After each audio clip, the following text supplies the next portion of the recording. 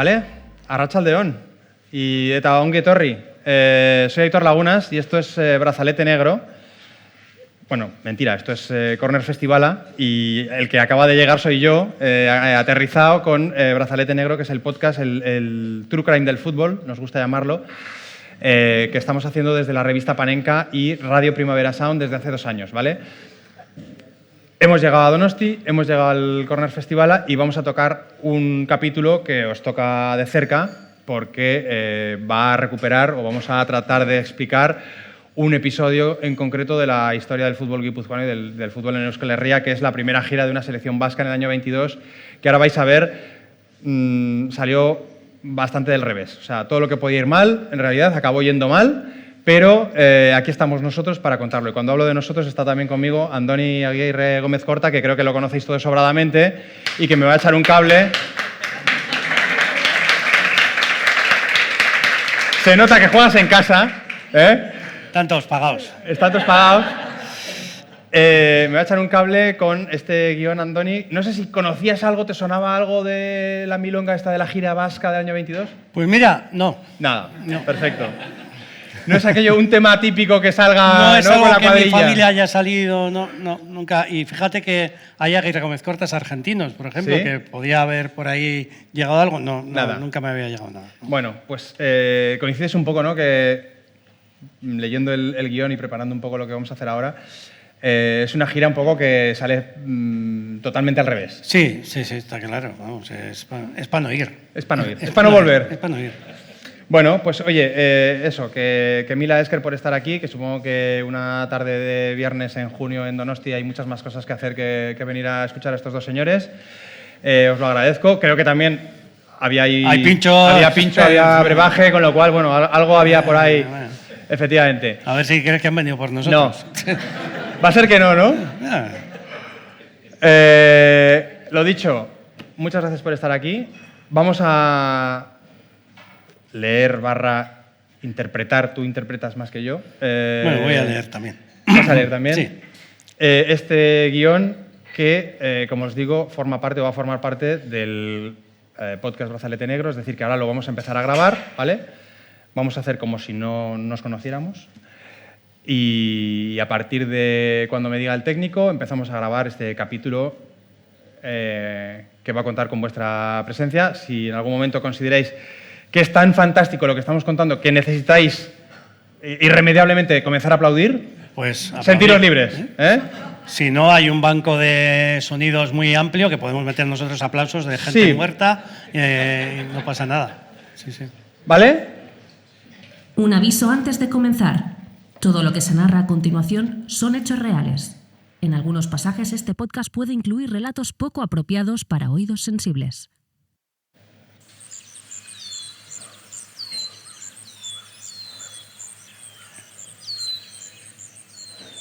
Pinneberg es una pequeña localidad a las afueras de Hamburgo, cerca de la frontera entre Alemania y Dinamarca.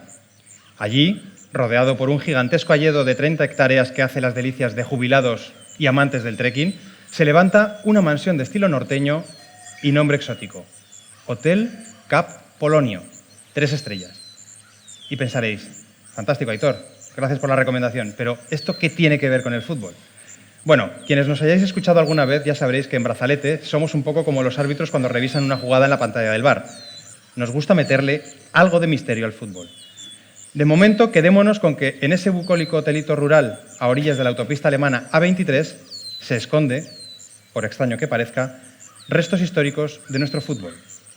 Nadie lo sabe, pero algunas de las salas de ese establecimiento, parte de su mobiliario y elementos como la vajilla o la cubertería son los mismos que hace un siglo transitaron 16 futbolistas guipuzcoanos, 3 vizcaínos y un alavés. Porque ese Cap Polonio del rótulo no alude al país centroeuropeo ni al elemento químico, sino al emplazamiento de un faro mítico en las costas uruguayas. El faro del Cabo Polonio, un punto clave en la navegación de finales del siglo XIX y principios del siglo XX. Como ha cantado el uruguayo Jorge Drexler, ese faro alumbró a miles y miles de emigrantes europeos rumbo a su sueño americano, que no pasaba por Nueva York o Chicago, sino por Buenos Aires o Montevideo.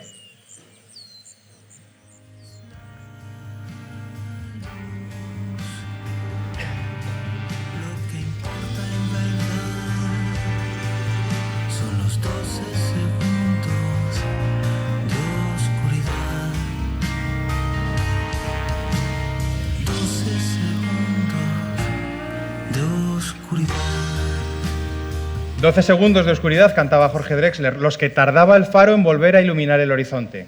Tan importante resultaba en la navegación previa al GPS que en 1914 bautizarían con su nombre Cabo Polonio al transatlántico que había de cubrir la línea entre Hamburgo y Buenos Aires. Pero al barco le pondrían el nombre en alemán, Cap Polonio. A sus ojos de buey se asomarían varias generaciones de emigrantes, artistas, comerciantes y buscavidas, ansiando vislumbrar por fin la silueta del nuevo mundo. Y entre ellos, sí, también un peculiar grupo de futbolistas vascos. Ellos fueron, en 1922, los primeros deportistas en cruzar el charco desde la península para hacer una gira por Sudamérica. Pero es que ellos, a su manera, fueron emigrantes, artistas, comerciantes y buscavidas todo a la vez. La gira apuntaba bien para aquellos humildes pioneros del fútbol euskaldun. Grandes recibimientos, partidos asequibles, mucha fiesta y buenas ganancias. O al menos eso imaginaban. Si queréis saber cómo acabó la aventura de aquellos futbolistas vascos por el Cono Sur y, sobre todo, cómo terminaron los restos de su barco en mitad de un bosque en Alemania, tendréis que aguantarnos en este Brazalete Live grabado en el Real Arena durante el Corner Festival de Donosti. Porque os he dicho ya que en Brazalete Negro nos gusta meterle misterio a esto del balón.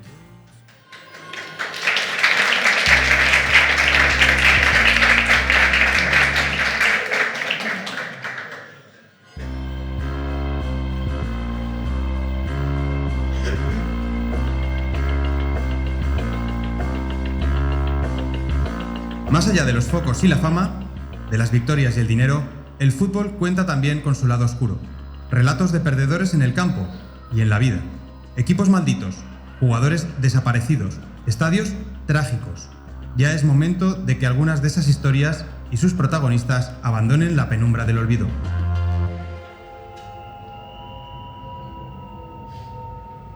Yo soy Aitor Lagunas y esto es Brazalete Negro, de Panenka Podcast y Radio Primavera Sound, con el apoyo de Estrella Damm. ¡Que vienen los vascos! Sí, yo soy Aitor Lagunas, pero hoy cuento con la inestimable ayuda de Andoni Aguirre Gómez Corta, mi partner in crime aquí en el Reale. Me siento un poco como Kovacevic y Niat. Andoni, espero que hayas traído también biodraminas para el mareo.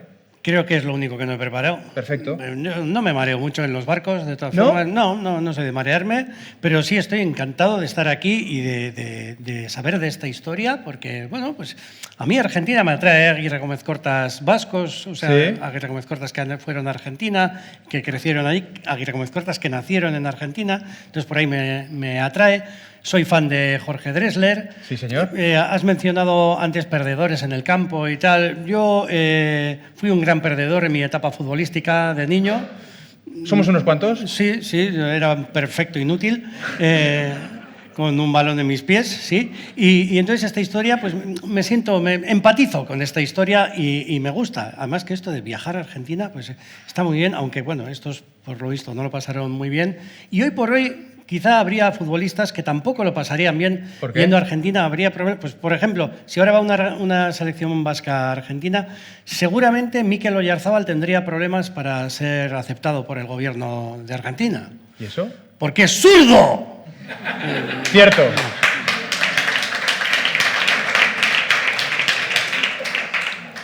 Pues volvamos, Andoni, si te parece, a esta gira, que ya os he adelantado, salió un poquito torcida, pero había comenzado con un buen partido de fútbol. En realidad, varios, los que había firmado una balbuceante selección española en los Juegos Olímpicos de Amberes 1920.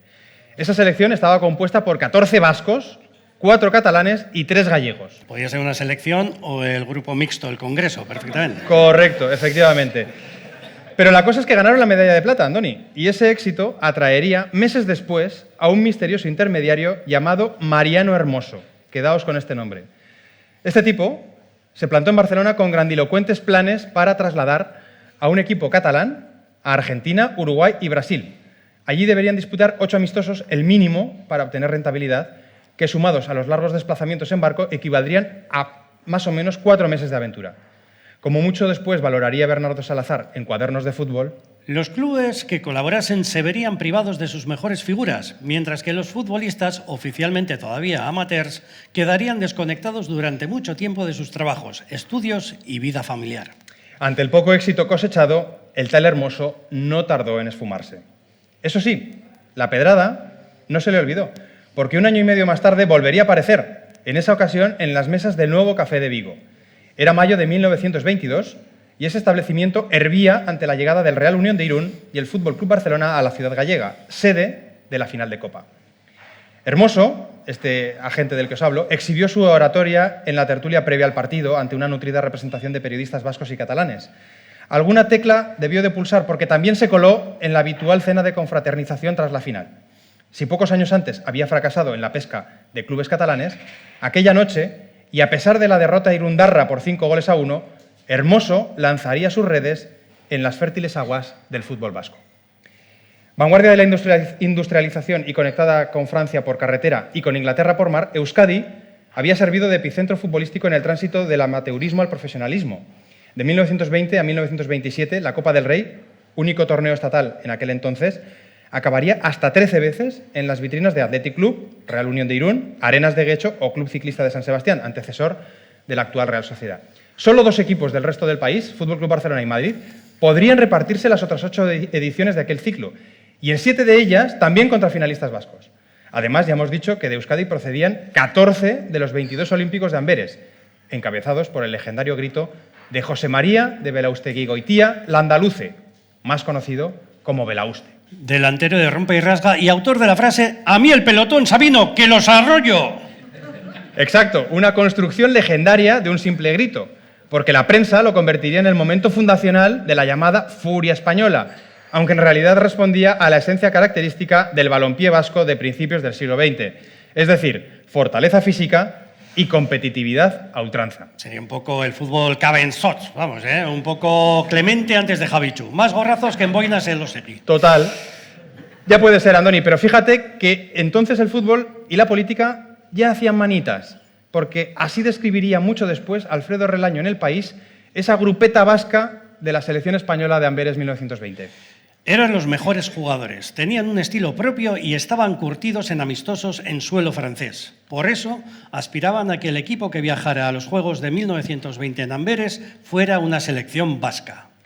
No era una cuestión únicamente deportiva. Ya en ese momento el fútbol empezaba a reflejar las tensiones políticas. Las evidenciaría el propio Belauste, quien apenas 2 años después de su gol contra Suecia sería condenado al destierro por pronunciar un discurso contra la unidad de España. Y hasta allí, en el exilio francés, le llegaría el rumor de que un combinado, ahora vasco por completo, se estaba gestando para hacer las Américas. Desde luego él no se iba a quedar de brazos cruzados. En cuanto se enteró, se pagó de su propio bolsillo el pasaje hasta Buenos Aires. Estás escuchando Brazalete Negro, el true crime del fútbol. Ahora con 2 capítulos al mes y una newsletter semanal. Suscríbete en brazaletenegro.com. Ya hemos dicho que el padre de la gira, un tal Mariano Hermoso, debía tener bastante labia. No solo se coló en la cena oficial tras la final de Copa, sino también en el tren que llevaría al Real Unión de vuelta a Irún. En el trayecto le fueron explicando que el fútbol vasco estaba dividido desde 1917 en 2 federaciones, la norte, o vizcaína, y la guipuzcoana. De la primera se sumaría una escueta representación a la gira, apenas 3 futbolistas del Athletic y otro del Arenas. El grueso de la expedición la compondrían, por tanto, 16 futbolistas de Guipúzcoa. Cada uno de ellos tuvo que firmar un curioso contrato con la federación. En Brazalete hemos tenido acceso a una copia y entre sus cláusulas figura: la excursión tendrá una duración aproximada de 3 meses y el número de partidos comprometidos será de 10 en total, entre Argentina, Uruguay y Brasil, ampliables si las circunstancias de fuerza mayor, como climatología adversa, hicieran que los resultados económicos no compensaran. Ojo, que antes del modo en fútbol ya había negocio, Pero es que el contrato prosigue. El firmante queda enterado de que no tiene medio hábil de inscribirse como jugador en ningún club americano aprovechándose de este viaje y se compromete a reintegrarse a su domicilio paterno una vez cumplido el objeto de la tournée. Vamos, que nada de soñar con quedarse por ahí. Las ovejas que salen tienen que volver y sin rechistar. Oye, y parece que nadie puso objeciones. Así, a finales de mayo de 1922, los diarios donostiarras destacaban que en el local de la Federación Guipuzcoana quedó aprobada la realización del viaje solicitando 100.000 pesetas como beneficio a distribuir en 4 partes entre las 2 federaciones vascas, el Real Unión y la Real Sociedad. Además, a cada uno de los viajeros, jugadores o delegados, se les abonaría la cantidad de 2.000 pesetas para los preparativos y 30 pesetas diarias como dieta aparte de los gastos de pasaje y estancia. En ningún caso el retorno debería efectuarse más tarde de la segunda quincena de septiembre. La segunda quincena de septiembre. Importante este detalle de marcar un límite para el regreso, como luego veremos. Ya hemos mencionado que la mayor parte de los expedicionarios eran guipuzcoanos. 8 jugadores de la Real, 6 del Real Unión, más un representante del modesto Tolosa y otro del Deportivo Esperanza.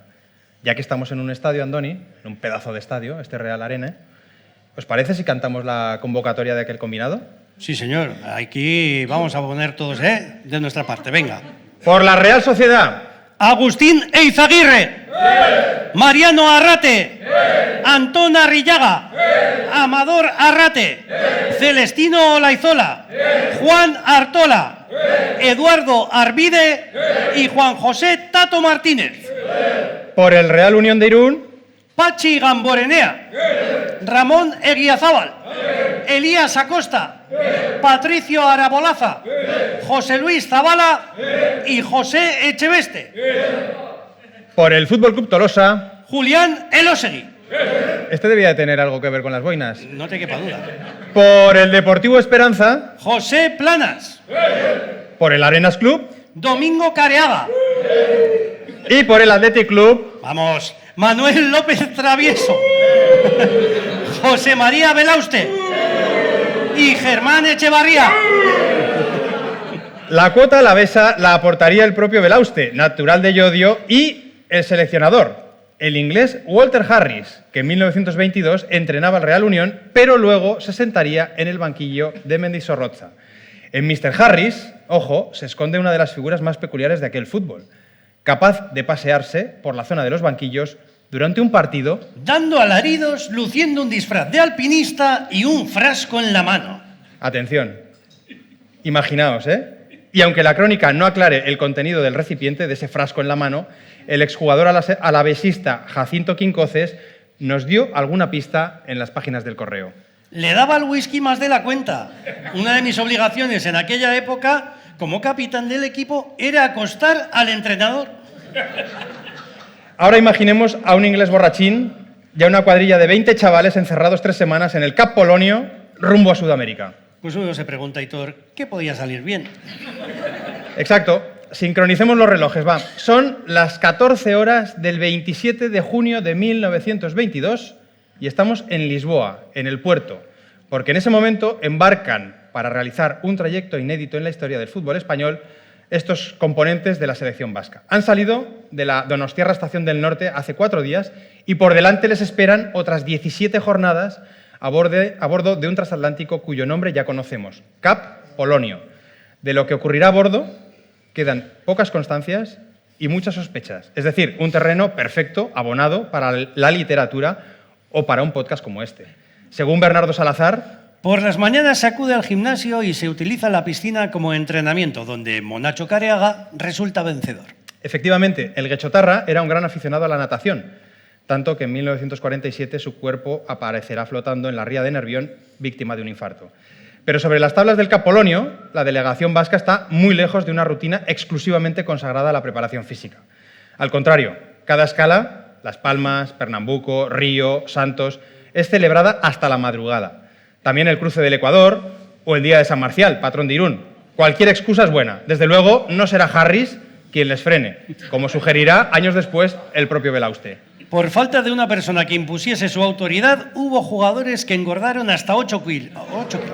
Y Olaizola, si mal no recuerdo, llegó a tierras americanas con 12 kilos de más.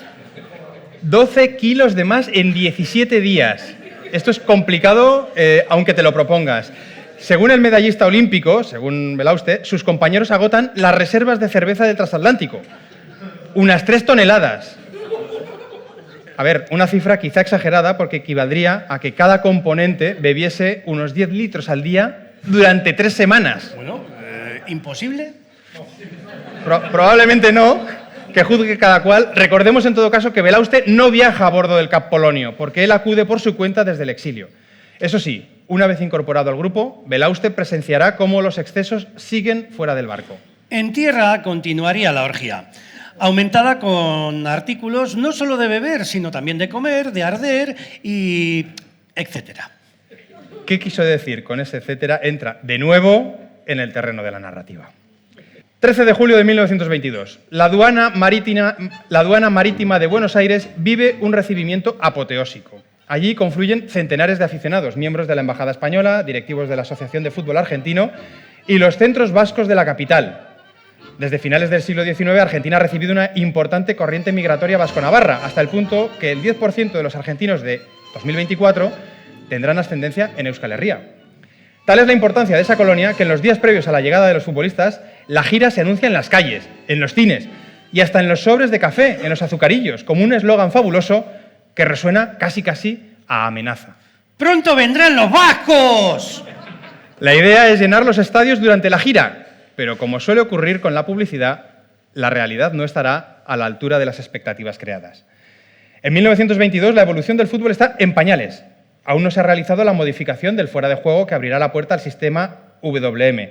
Los partidos internacionales siguen constituyendo una rareza y los transoceánicos una quimera. Apenas se han disputado 3 ediciones olímpicas con el fútbol como disciplina oficial y la Copa del Mundo resulta una ensoñación en la mente de Jules Rimet. Esa falta de conocimiento se sumará a la pobre preparación de la selección vasca organizada por la Federación Guipuzcoana de Fútbol.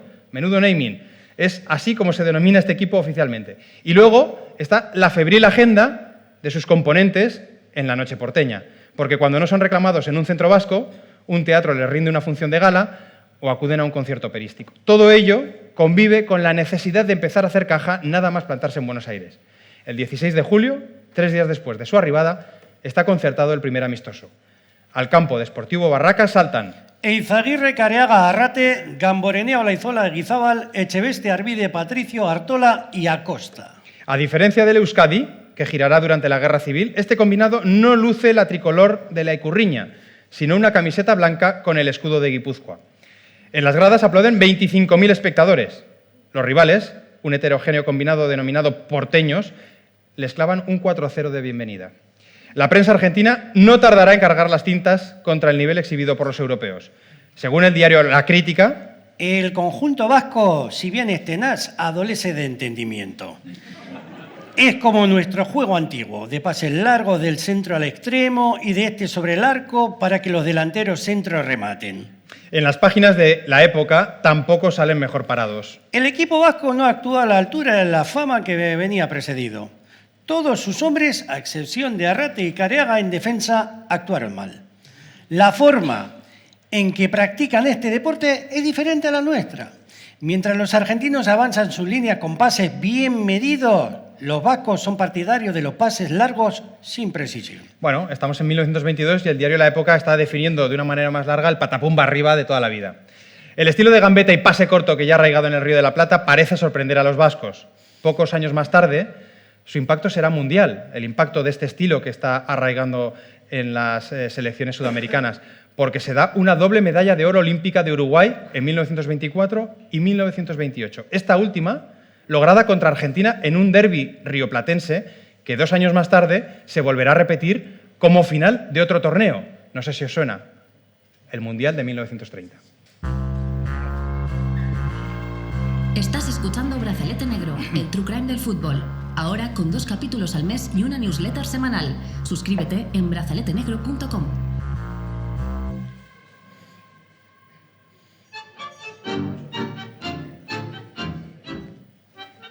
Es decir, que el fútbol en Sudamérica tiene mucho nivel. Y ya lo han comprobado nuestros amigos, los componentes de la selección vasca. La primera derrota de la gira y la manera en que se produce genera mucha decepción. Tanta que al presidente de la Federación Guipuzcoana y jefe de la comitiva, Salvador Díaz, no le queda más remedio que disculparse mediante una carta en los periódicos. Hemos pecado de un error fundamental. Nuestro deseo ardiente de presentarnos lo antes posible ha causado que nuestros jugadores no estuvieran en las mejores condiciones. Esperamos subsanarlo para los matches sucesivos. Es curioso, Andoni, que aquí no menciona nada de los 12 kilos de sobrepeso. Bueno, pero dice que no estaba en las mejores condiciones. Es verdad.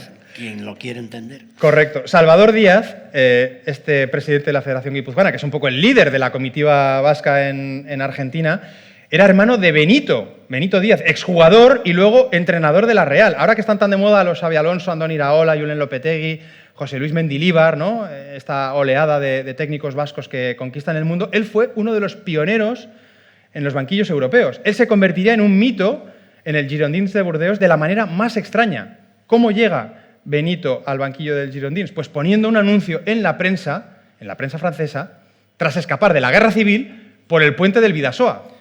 Benito Díaz, exentrenador de Real Sociedad de San Sebastián y refugiado en Hendaya, aceptaría ocuparse de la formación de cadetes en algún club francés.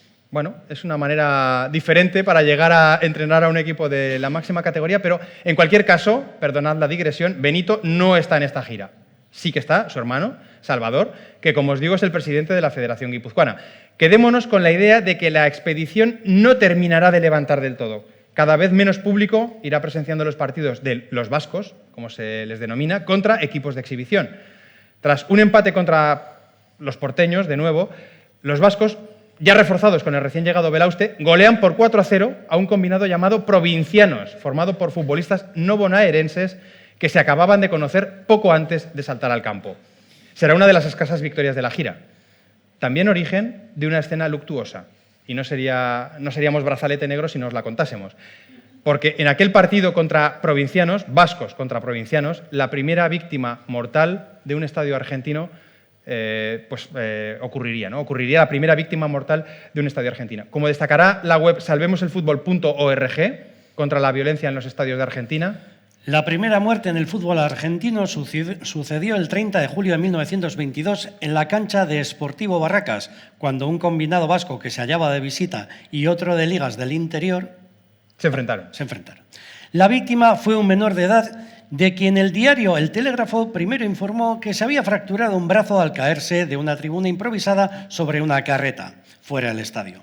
El 1 de agosto, el diario publicó que el menor había fallecido y alertó sobre la responsabilidad de la policía para evitar que los vehículos se estacionen para que algunos espectadores vean los partidos desde allí. Es decir, que parecía que en este capítulo no íbamos a tener muertes, pero sí, hemos tenido ya la primera, que es este espectador, y si de día las cosas no van como imaginaban, de noche la cosa tampoco fluye.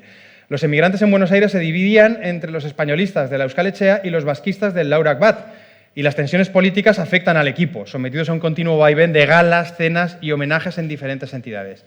Tras disputar 3 amistosos en la capital, los futbolistas viajan hasta Rosario a bordo del llamado tren rápido, que es casi tan como el ladrón que le robará la maleta a Agustín Eizaguirre.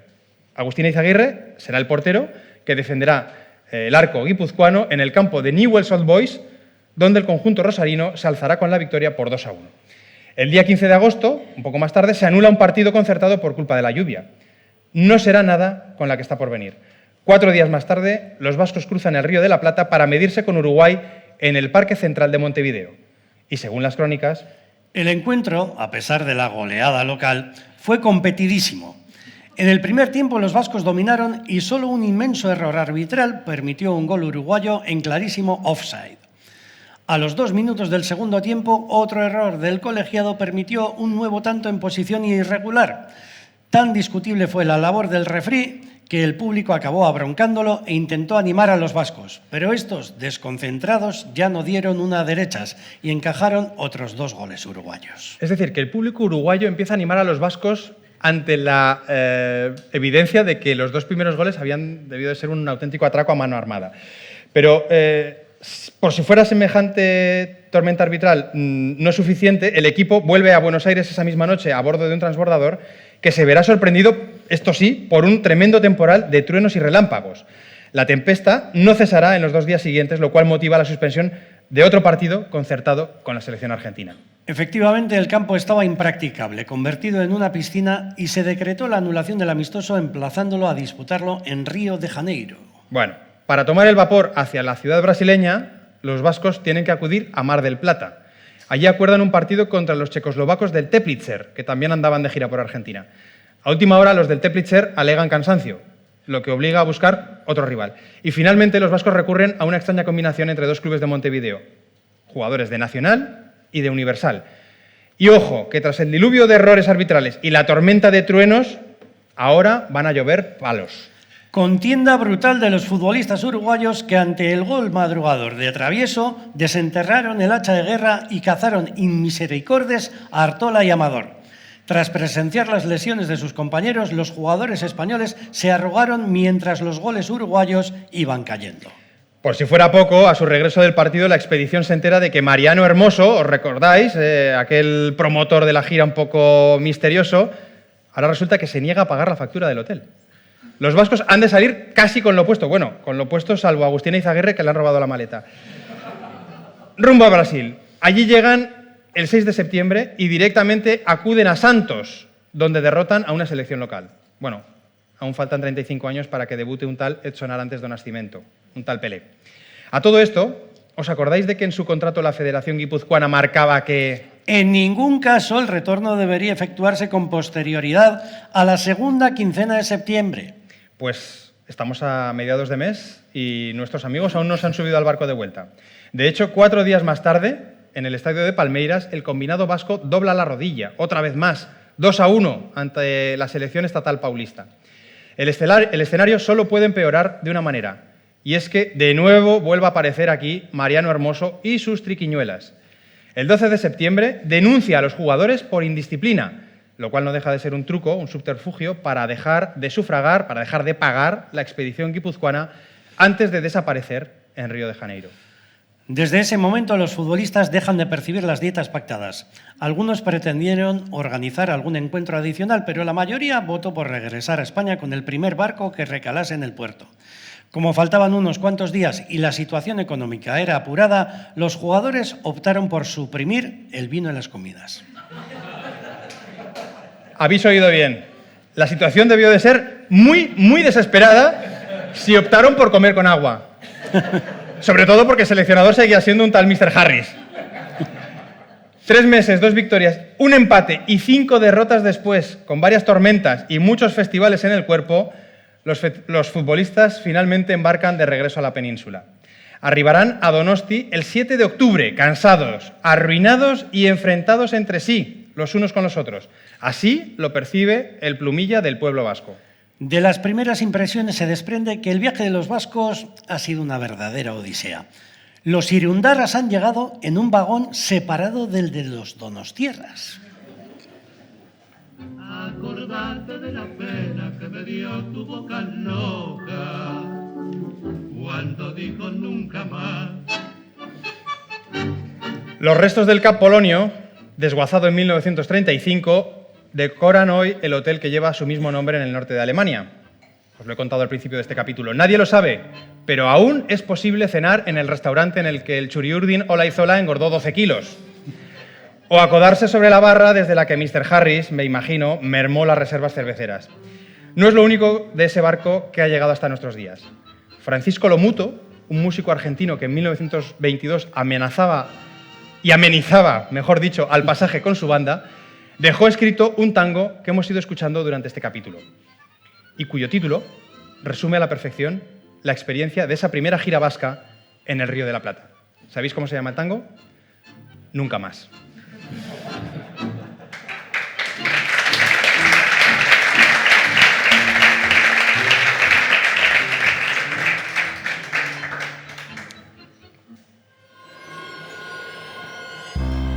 Brazalete Negro es una producción de Panenka Podcast y Radio Primavera Sound con el apoyo de Estrella Damm. Síguenos en las redes sociales, comenta este episodio en tu plataforma de podcast y, sobre todo, no olvides decir que nos oyes. Agradezco especialmente la participación en este capítulo al crack, Andoni Aguirre Gómez Corta. Mila esker, Andoni. Yo creo que cuando llegaron a casa los jugadores de esta selección no dijeron aquello de vaya semanita, sino vaya 3 mesecitos. Seguro. No es para menos. No es para menos. Pues no os podían beber vino a la vuelta. Efectivamente, llegaban con sed de vino, sí. Y supongo que el portero Izaguirre tenía ganas también de cambiarse la ropa interior. De ropa, sí. También merece una mención especial Iñaki Mendoza, que está por aquí, amigo y gran conocedor de la historia de la Real Sociedad y del fútbol en Guipúzcoa, que me ayudó especialmente a documentar este capítulo. Y quiero mencionar también a las amigas Lorena Placencia y a su hija Julia, que desde Uruguay nos escuchan y a las que me imagino escuchando este capítulo desde ese rincón del paraíso llamado Cabo Polonio. Por último, quiero decirle un eskerrik asko gigantesco a Pilar Belaustegui-Goitia, que ha querido acompañarnos y presenciar este podcast en el que hemos recordado la figura de su tío abuelo, el gran Belauste. ¡Un aplauso fuerte! Oso hondo. Y también a Aitor Iturrioz, tocayo y sobrino de Manuel Gil Iturrioz, secretario de aquella expedición, es decir, un componente más, no futbolista, pero sí desde la directiva, que acompañó a esos pioneros del fútbol vasco. Otro aplauso también.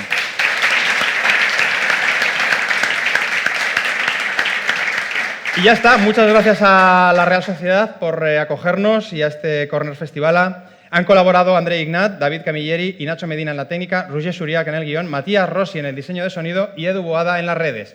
Marta Salicru es la productora ejecutiva y yo soy Aitor Lagunas. Gracias por escucharnos y recordad, Bill Shankly no tenía razón. El fútbol, a veces, sí es una cuestión de vida o muerte. Hasta el próximo brazalete. Eskerrik asko.